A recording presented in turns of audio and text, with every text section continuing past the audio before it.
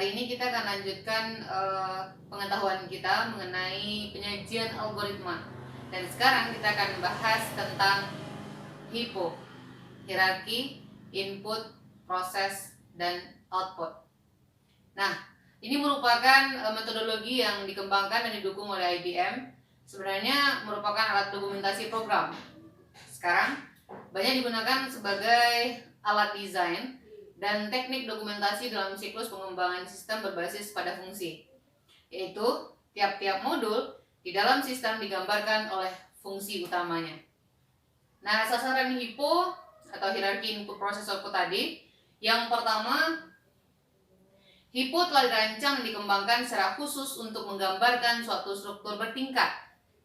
Yang kedua, dia berguna untuk memahami fungsi-fungsi dari modul-modul suatu sistem secara keseluruhan. Dan yang ketiga, dia dirancang untuk menggambarkan modul-modul yang harus diselesaikan oleh pemrogram.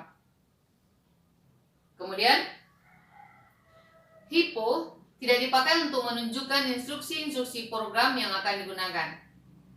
Dia menyediakan penjelasan yang lengkap dari input yang akan digunakan, proses yang akan dilakukan, serta output yang diinginkan. Nah, kita contohkan hierarki input, proses, output. Yang pertama, aktivitas pertama adalah identifikasi proses. Kemudian yang kedua, menguraikan proses ke bagian yang lebih detail. Ada subsistemnya, ini proses, ada subsistemnya, ada input, proses, output.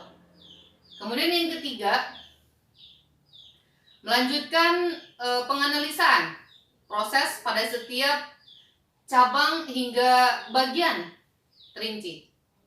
Contoh, dari proses ada hierarkinya, nanti ada uraiannya, ada input, proses, output. Dari proses nanti ada juga bagian subsistemnya.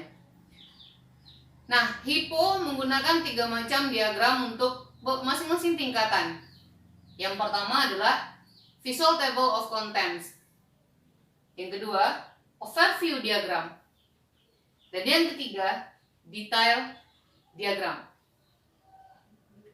Nah, kita bahas satu persatu. Yang pertama tadi adalah Visual Table Contents. Diagram ini menggambarkan hubungan dari modul-modul dalam suatu sistem secara berjenjang. Nah, ini contohnya seperti yang sudah kita jelaskan tadi, ada identifikasi proses, kemudian ada prosesnya, dan kemudian ada hasilnya. Nah, berikutnya overview diagram. Poin yang kedua adalah overview diagram. Overview diagram digunakan untuk menunjukkan secara garis besar hubungan dari input, proses, dan output, di mana bagian input menunjukkan item-item data yang akan digunakan oleh bagian proses, yang berisikan langkah-langkah yang menggambarkan kerja dari fungsi atau modul, dan bagian output berisi hasil pemrosesan data. Kita contohkan. Inputnya data karyawan. Proses yang ada pada form data karyawan tersebut adalah memasukkan data. Outputnya nanti apa?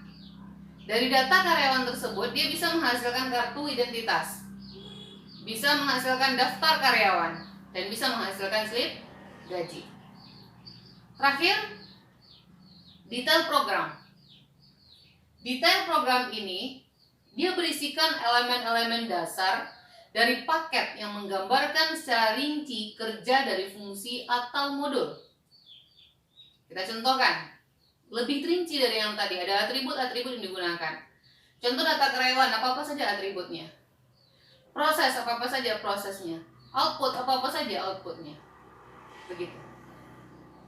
Oke, untuk hari ini demikian pembelajaran kita. Kita akan lanjutkan dengan penyajian algoritma yang berikutnya, yaitu mengenai flowchart. Terima kasih. Assalamualaikum warahmatullahi wabarakatuh.